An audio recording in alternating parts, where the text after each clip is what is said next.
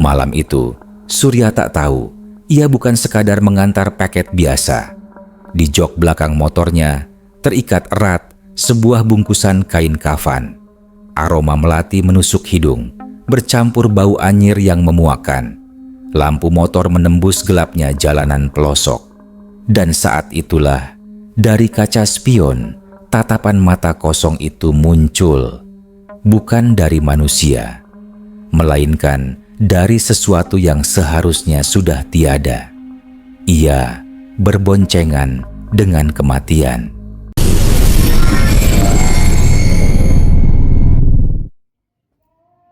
Malam itu, jam menunjukkan pukul 23.47 waktu Indonesia Barat, dan hujan rintik-rintik mulai membasahi aspal jalanan Surabaya. Surya, seorang driver ojek online berusia 30 tahun dengan pengalaman 8 tahun di jalanan, merasa lelah luar biasa.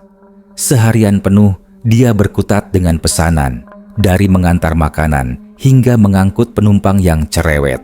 Matanya terasa berat, namun demi mengejar setoran, ia masih membiarkan aplikasi tetap menyala. Istrinya, Dewi, yang sedang hamil 8 bulan, membutuhkan biaya persalinan yang tidak sedikit. Pikiran tentang Dewi dan calon anaknya menjadi pemicu semangatnya, membuatnya terus bertahan di balik kemudi motor Honda Beat lamanya yang setia menemaninya menembus jalanan malam. Dinginnya angin malam dan suara rintik hujan yang jatuh di jaketnya menambah syahdu suasana. Namun, di lubuk hatinya, ia berharap bisa segera pulang dan beristirahat. Tiba-tiba, ponselnya bergetar, menampilkan notifikasi pesanan baru. Ambil barang di Jalan Kepuh Permai 14, tujuan Desa Gondang Legi, Malang. Surya mengerutkan kening. Malang? Desa Gondang Legi? Itu jarak yang sangat jauh, bisa memakan waktu 2 hingga 3 jam perjalanan di malam hari, apalagi dengan kondisi jalan yang licin karena hujan. Biasanya, ia akan menolak pesanan sejauh itu, terlebih jika barang yang diantar tidak jelas.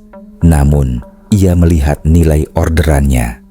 Angka yang tertera cukup fantastis, jauh di atas rata-rata orderan yang biasa ia dapatkan.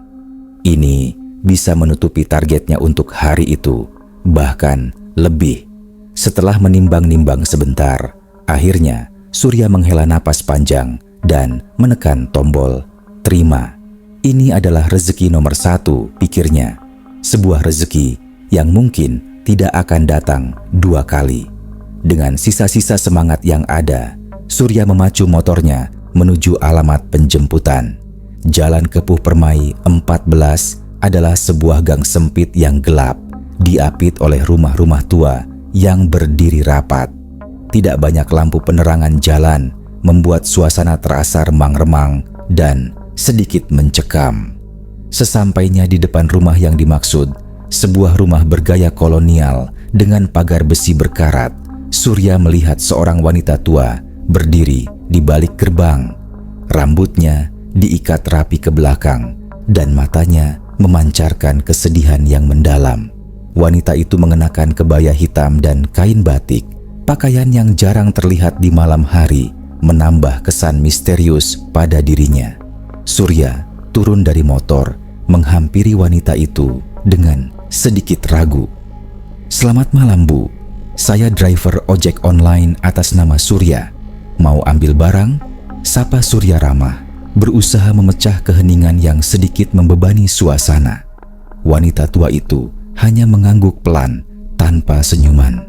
Matanya memancarkan kesedihan yang sulit diartikan, seolah menyimpan beban berat di pundaknya. "Nak, terima kasih sudah mau ambil barang saya malam-malam begini," ucapnya dengan suara serak, hampir berbisik. "Barangnya ada di dalam. Tolong hati-hati, ya Nak." Surya mengernyit. "Barang apa, Bu? Kok saya tidak diberitahu di aplikasi?" Wanita itu menunjuk ke arah teras rumah. Di sana tergeletak sebuah bungkusan panjang yang dibalut kain kafan putih. Bentuknya menyerupai tubuh manusia namun ukurannya sedikit lebih kecil dari orang dewasa normal. Sebuah bau aneh, seperti bunga melati dicampur bau apak, tercium samar-samar. Jantung Surya berdegup kencang. Firasatnya mulai tidak enak. Ini bukan paket biasa. Ini seperti keranda jenazah. Namun, ia segera menepis pikiran itu. Mana mungkin, ini hanya driver online, bukan pengantar jenazah. Pasti ini hanya boneka atau patung berukuran besar yang dibungkus kain kafan sebagai bagian dari tradisi atau ritual tertentu. Ia berusaha meyakinkan dirinya sendiri agar tidak panik. "Maaf Bu, ini apa ini?" tanya Surya. Suaranya sedikit bergetar. Ia berusaha menjaga profesionalismenya, meskipun rasa takut mulai menyelimuti. "Ini titipan terakhir dari almarhum cucu saya, Nah," jawab wanita itu. Suaranya tercekat. "Dia ingin dikuburkan di kampung halamannya, di Gondang Legi. Tapi kami tidak punya biaya untuk mobil jenazah. Hanya ini cara yang bisa kami lakukan." Seketika itu juga, bulu kuduk Surya merinding. Tubuhnya terasa dingin. Jadi, ini benar-benar jenazah? Pikirannya kacau. Ia ingin menolak, berteriak, dan pergi dari tempat itu secepat mungkin. Namun, ia melihat mata wanita tua itu yang penuh harap, diiringi tetesan air mata yang mengalir di pipinya. Rasa iba bercampur takut melingkupi hatinya. Ia ingat Dewi dan calon anaknya. Uang. Dia membutuhkan uang itu. "Tapi Bu, saya ini driver motor, bukan mobil jenazah," kata Surya, mencoba menolak dengan halus. "Tidak apa-apa Nak, saya sudah tahu. Ini bukan jenazah yang utuh Nak, hanya bagian yang bisa diangkut. Dia meninggal karena kecelakaan tragis." Jelas wanita itu suaranya semakin pelan, seolah takut didengar orang lain.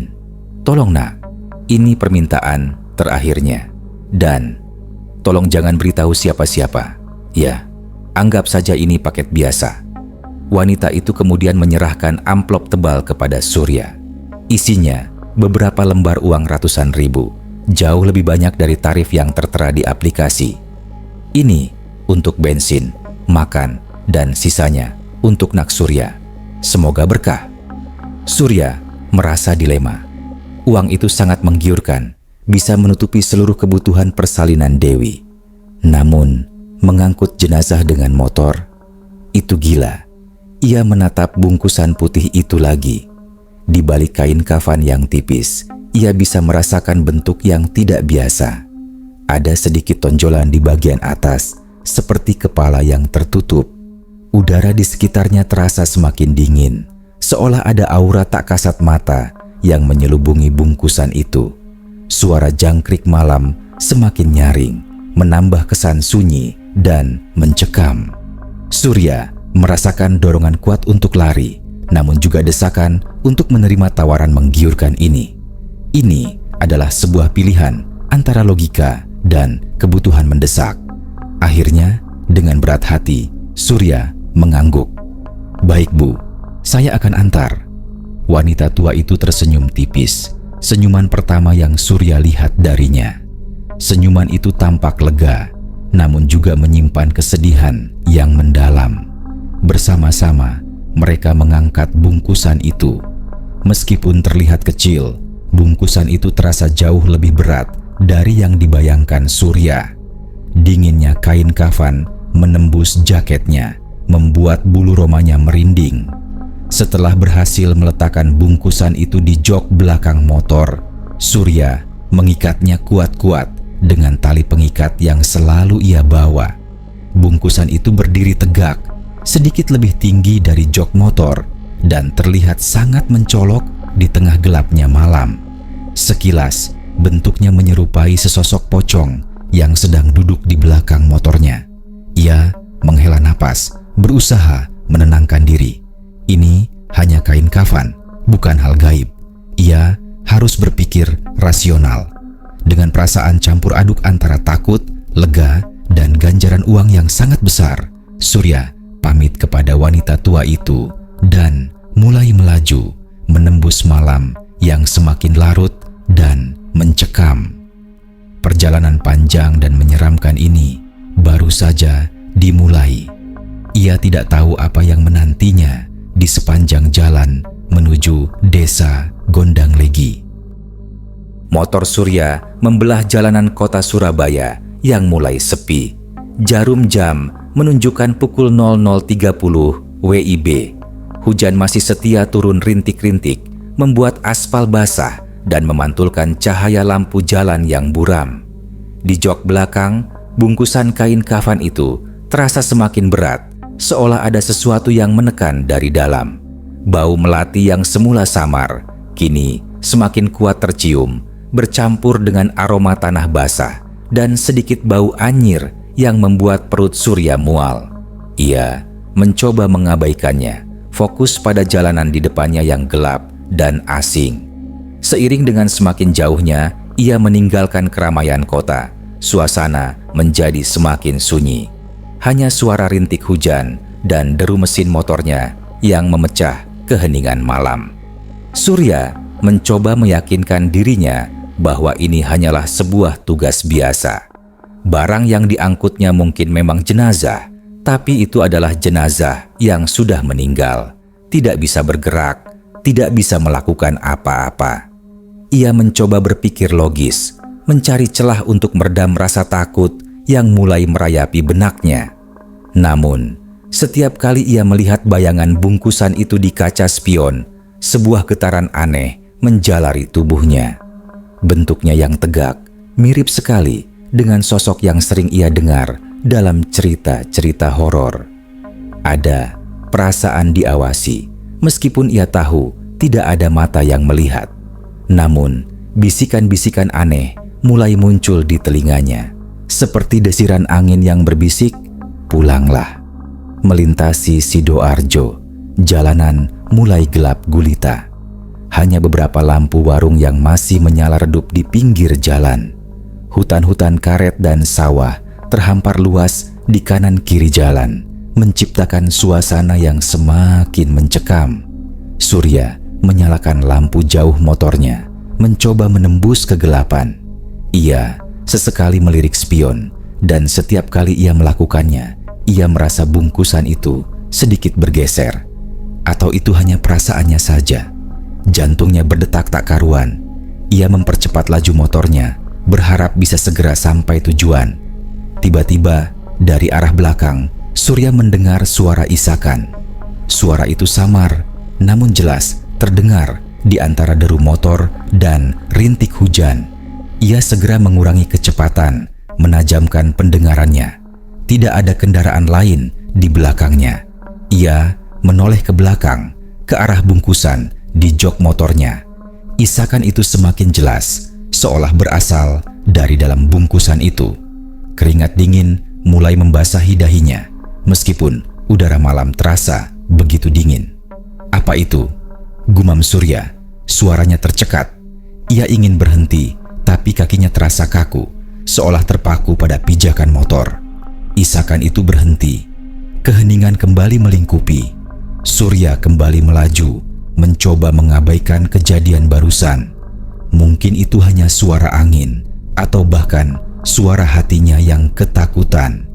Ia terus mencoba menenangkan dirinya, berulang kali mengucapkan doa dalam hati. Namun, ketenangan itu tidak berlangsung lama.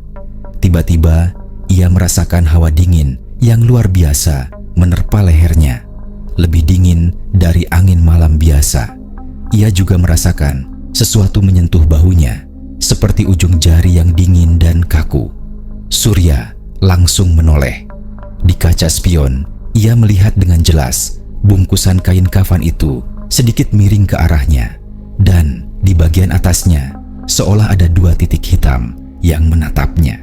Titik hitam itu kosong, hampa, namun memancarkan kengerian yang luar biasa. Itu adalah tatapan kosong dari sebuah pocong. Surya berteriak, namun suaranya tertahan di tenggorokan. Ia merasakan jantungnya seolah berhenti berdetak.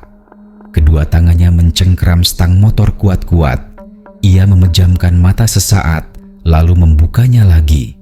Sosok itu masih ada di sana, menatapnya dari kaca spion dengan 2 titik hitam yang seolah menembus jiwanya. Bulu kuduknya berdiri tegak, merinding sampai ke ubun-ubun. Rasa takut yang tak terlukiskan melumpuhkan seluruh tubuhnya. Ia merasakan setiap helai rambut di tengkuknya berdiri. Tidak mungkin, bisik Surya. Suaranya nyaris tak terdengar. Ia memacu motornya secepat kilat, tidak peduli jalanan yang licin. Ketakutan mengalahkan rasa lelah dan kantuknya.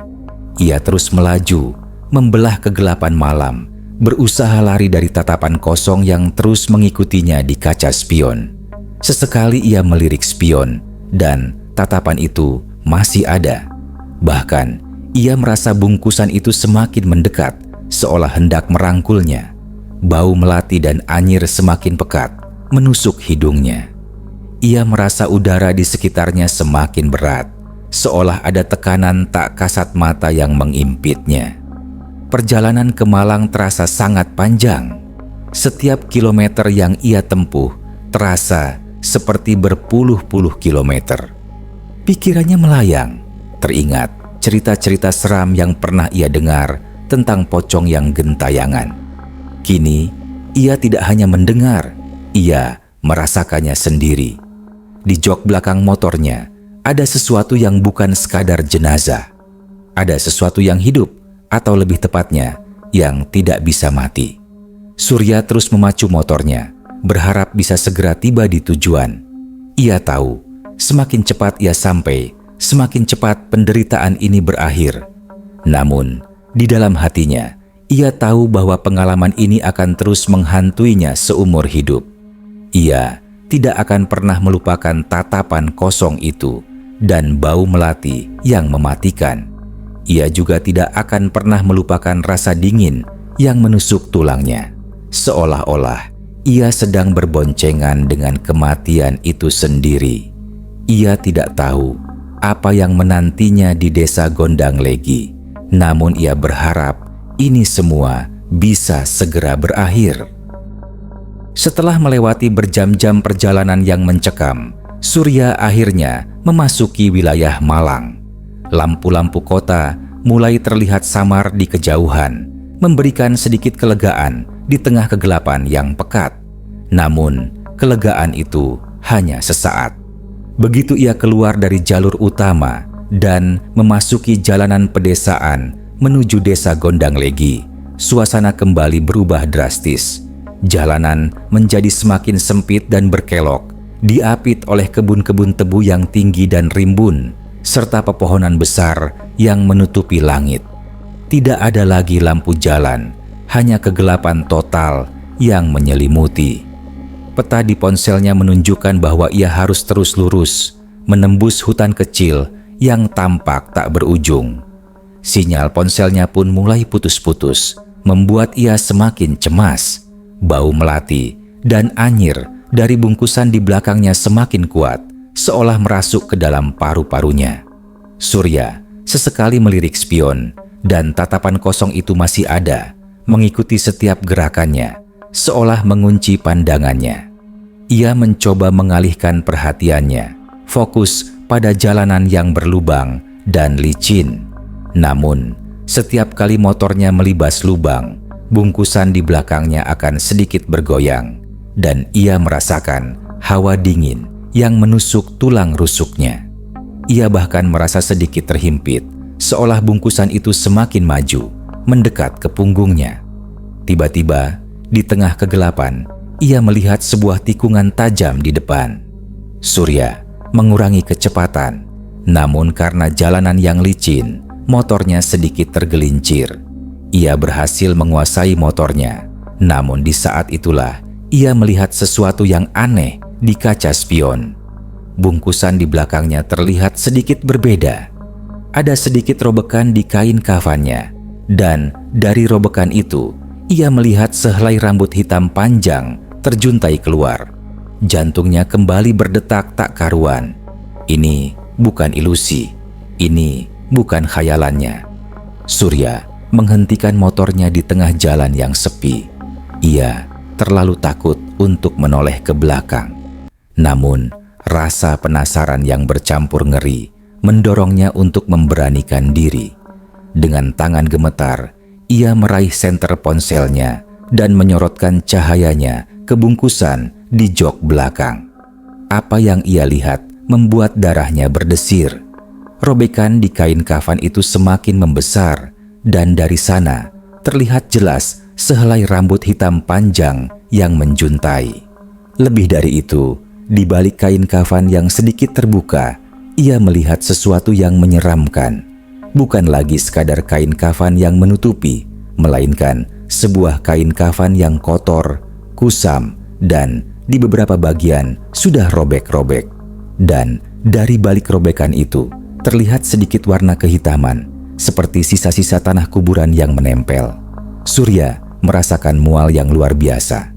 Ia mundur selangkah, menjauhi motornya. Nafasnya terengah-engah. Namun, di tengah perjalanan, ia menyadari kesalahannya. Jalan yang ia pilih ternyata adalah jalan buntu.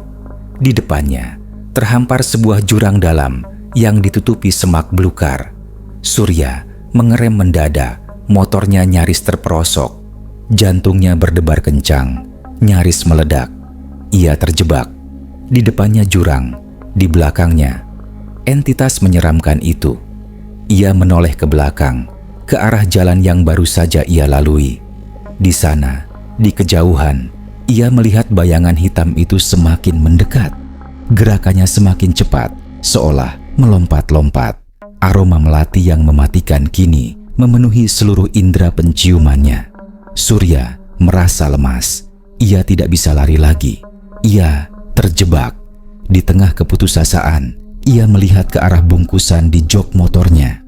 Ikatan di bagian atas, tepat di bagian kepala pocong, kini terlihat semakin kendur. Seolah-olah bungkusan itu sengaja mengendurkan ikatannya, memberi isyarat bahwa sebentar lagi ia akan bebas. Surya merasakan ketakutan yang belum pernah ia rasakan sebelumnya. Ia merasa seperti mangsa yang siap diterkam. Malam ini, ia tidak hanya mengantar barang, ia mengantar takdirnya sendiri. Ia memejamkan mata, berharap semua ini hanyalah mimpi buruk. Namun, bau melati yang menusuk hidung dan hawa dingin yang menyelimuti tubuhnya adalah bukti nyata bahwa ini adalah kenyataan. Ia pasrah. Apapun yang terjadi, ia sudah tidak bisa berbuat apa-apa lagi. Surya membuka matanya perlahan. Kegelapan masih menyelimuti, namun suara desiran angin dan gemerisik daun terdengar lebih jelas. Ia berada di tengah jalan buntu. Motornya terparkir di pinggir jurang yang tak terlihat ujungnya. Rasa dingin menusuk tulangnya. Namun, bukan lagi karena angin malam, melainkan karena rasa takut yang mengimpit. Ia menoleh ke belakang, ke arah bungkusan di jok motornya. Bau melati dan anyir kini terasa semakin memekakan, seolah berasal langsung dari bungkusan itu. Ia melihat ikatan di bagian kepala bungkusan itu sudah lepas sepenuhnya.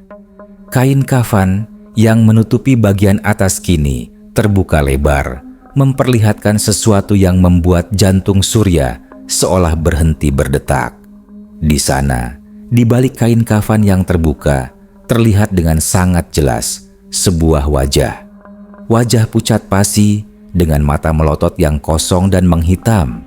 Bibir yang kering dan pecah-pecah sedikit menyunggingkan senyuman tipis yang mengerikan. Wajah itu bukan wajah manusia yang normal. Ada bekas-bekas luka yang dalam di dahinya, seolah bekas benturan keras. Rambut hitam panjang yang semula hanya terlihat sehelai, kini terlihat lebih banyak, kusut dan kotor. Ini adalah wajah pocong yang utuh, dan ia menatap langsung ke arah Surya.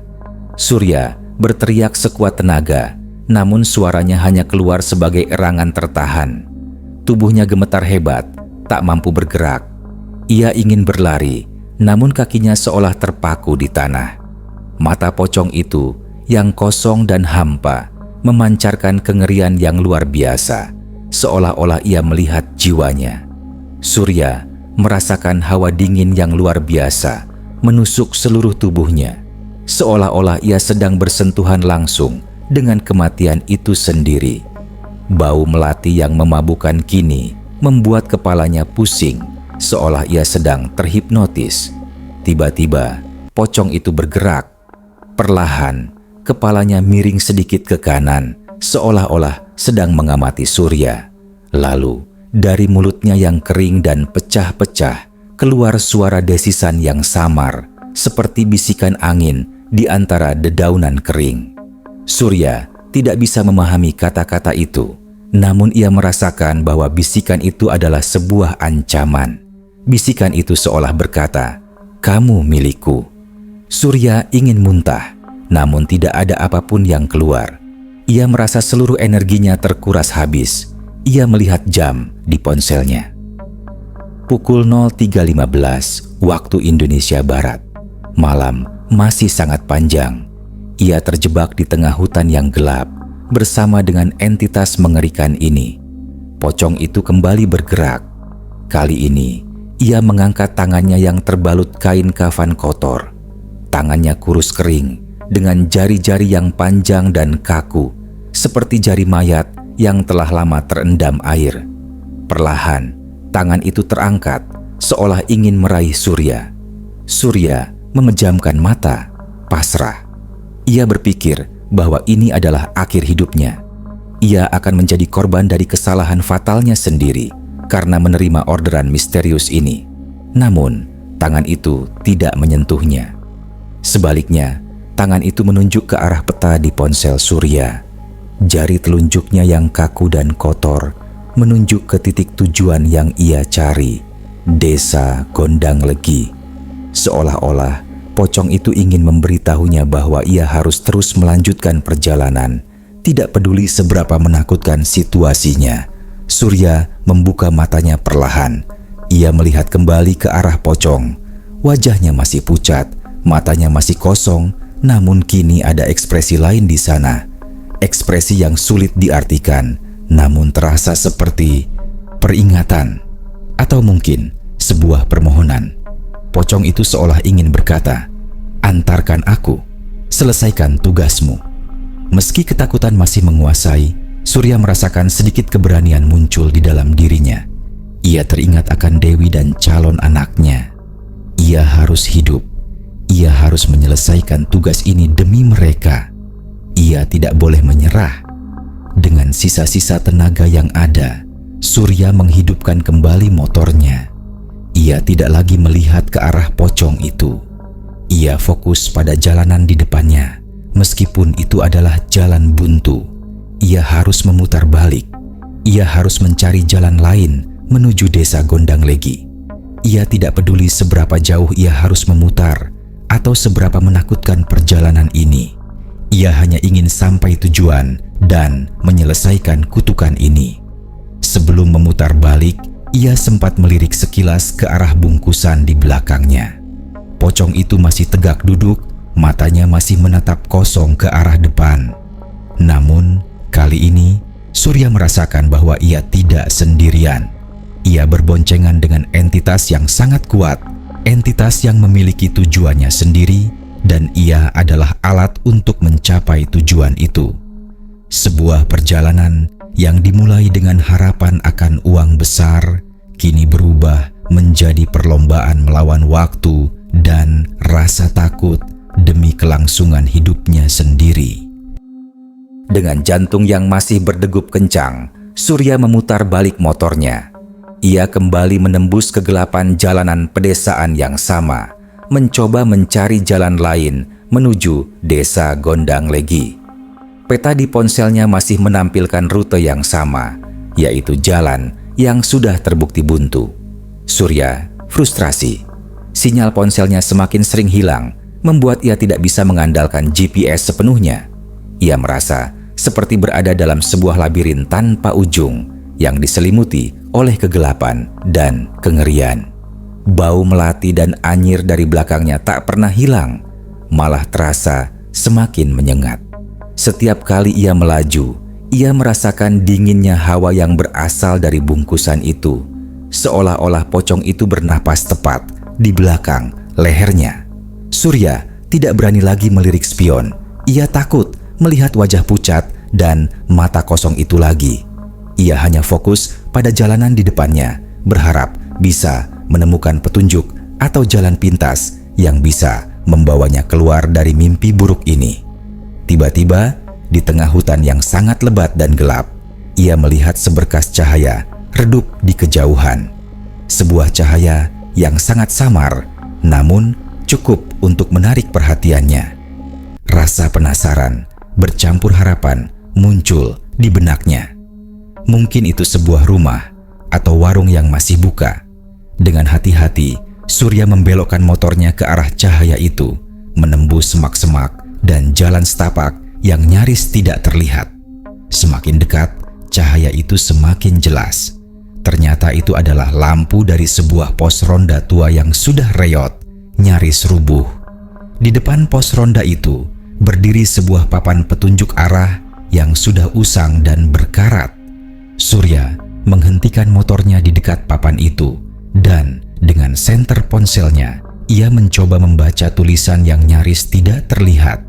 Papan itu menunjukkan dua arah, satu ke desa sebelah dan satu lagi dengan tulisan yang jauh lebih samar bertuliskan Gondang Legi.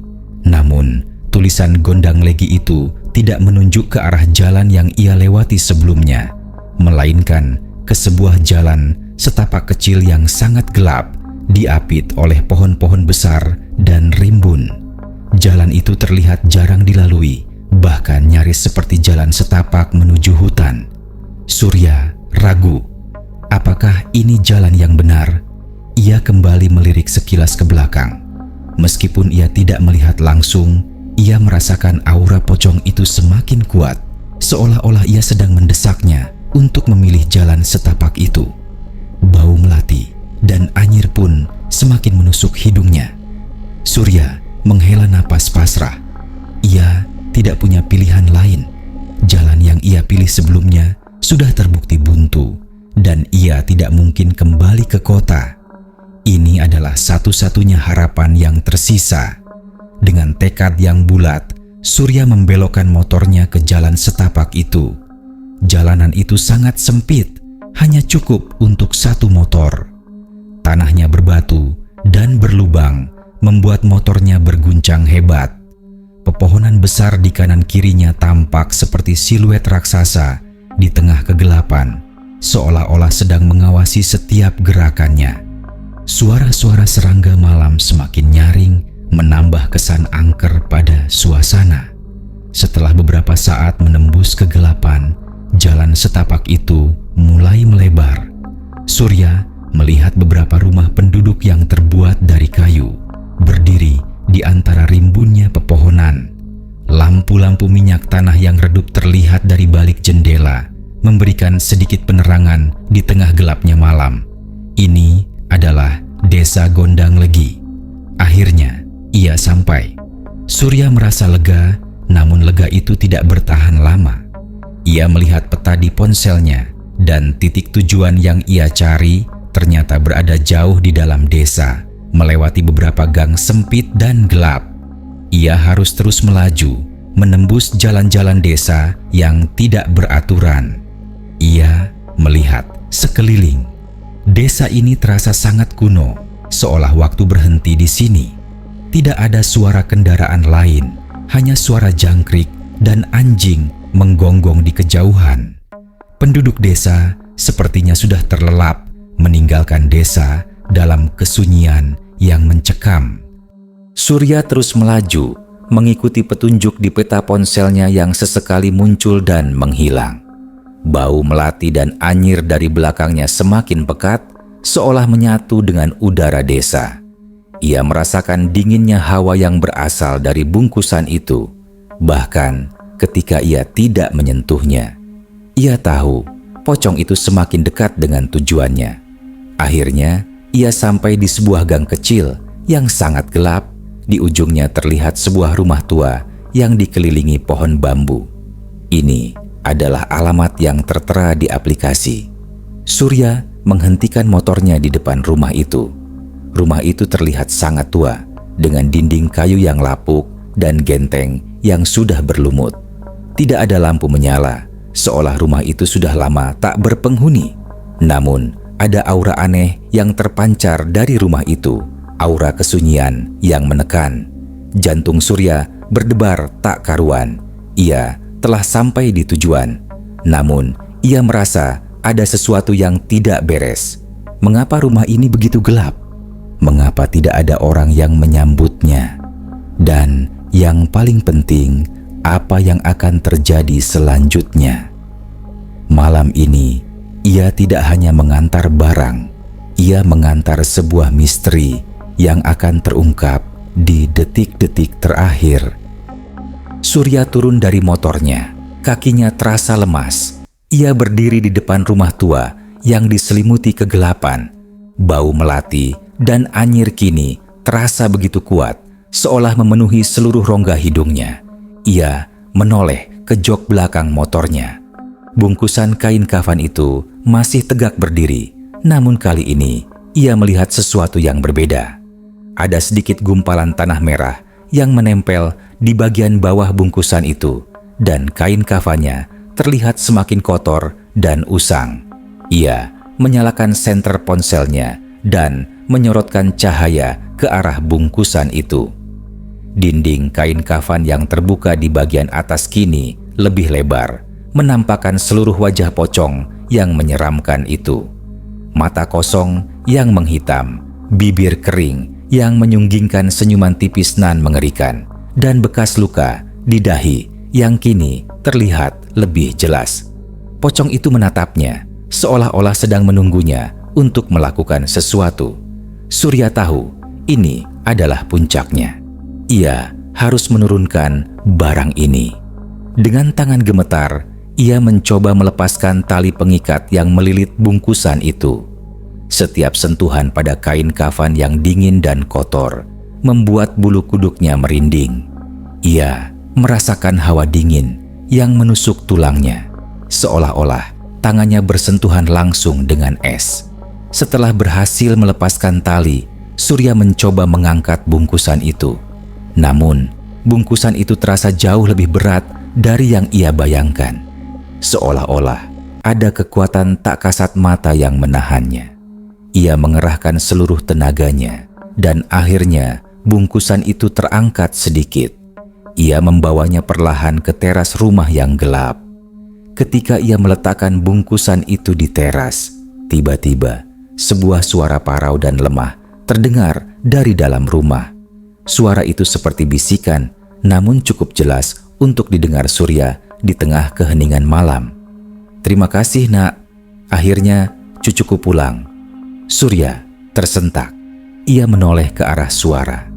Di balik tirai jendela yang sudah usang, ia melihat siluet seorang wanita tua yang sangat kurus.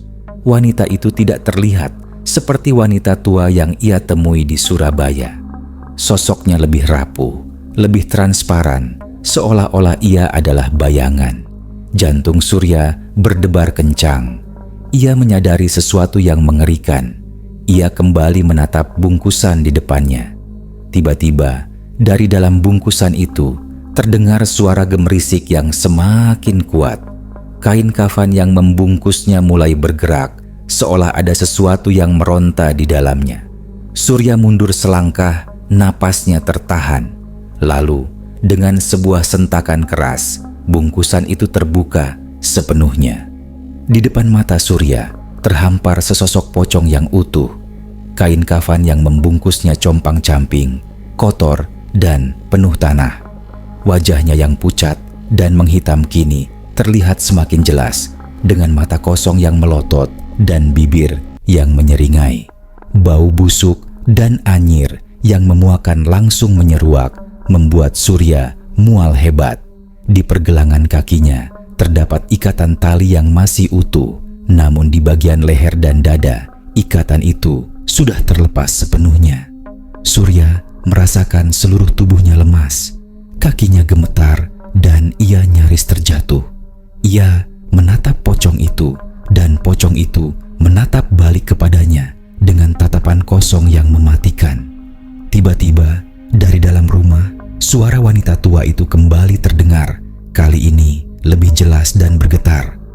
"Dia sudah lama pergi, Nak. Semenjak kecelakaan itu, arwahnya tidak tenang. Dia ingin pulang, tapi terhalang oleh tali yang mengikatnya." Surya menoleh ke arah jendela lagi. Siluet wanita tua itu semakin samar, seolah-olah ia mulai menghilang. Wanita itu melanjutkan, "Terima kasih, Nak. Kamu sudah melepaskan ikatannya. Sekarang dia bisa beristirahat dengan tenang." Seketika itu juga, Surya menyadari kebenaran yang mengerikan. Pocong ini bukanlah barang yang ia antar. Ini adalah arwah seorang cucu yang terperangkap dalam ikatan pocong. Dan wanita tua di Surabaya itu adalah neneknya yang putus asa, mencari cara agar cucunya bisa pulang dan beristirahat dengan tenang. Ia telah menjadi perantara, pembawa arwah yang terikat menuju kebebasannya. Pocong di depannya perlahan mulai menghilang. Tubuhnya menjadi transparan, seolah-olah asap yang diterpa angin. Bau busuk dan anyir mulai berkurang, digantikan oleh bau melati yang kini terasa menenangkan. Senyuman mengerikan di wajah pocong itu perlahan memudar, digantikan oleh ekspresi damai. Dalam beberapa detik, pocong itu benar-benar lenyap, hanya menyisakan gumpalan tanah merah di teras rumah. Surya masih berdiri mematung, tubuhnya gemetar hebat. Ia tidak tahu berapa lama ia berada dalam kondisi itu. Ia melihat ke arah rumah. Siluet wanita tua itu sudah tidak ada. Rumah itu kembali gelap dan sunyi, seolah tidak pernah ada kehidupan di sana.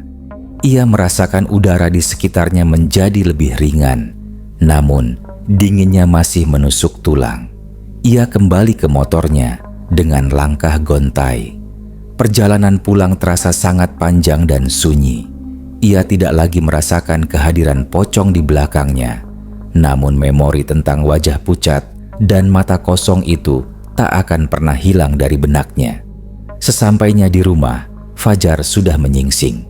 Surya langsung masuk dan istrinya, Dewi, menyambutnya dengan khawatir. "Kamu kenapa, Mas? Pucat sekali," tanya Dewi, memegang tangan Surya yang dingin. Surya hanya bisa terdiam. Ia tidak sanggup menceritakan apa yang baru saja ia alami. Bagaimana ia bisa menjelaskan bahwa ia baru saja mengantar jenazah berbentuk pocong dan melepaskan arwahnya dari ikatan? Siapa yang akan percaya? Malam itu, Surya mendapatkan uang yang sangat banyak. Cukup untuk biaya persalinan Dewi, bahkan lebih. Namun, uang itu terasa panas di tangannya. Ia tahu uang itu adalah upah dari sebuah tugas yang tidak akan pernah ia lupakan, sebuah pengalaman yang akan menghantuinya seumur hidup. Sejak malam itu, Surya tidak pernah lagi menerima orderan jarak jauh di malam hari.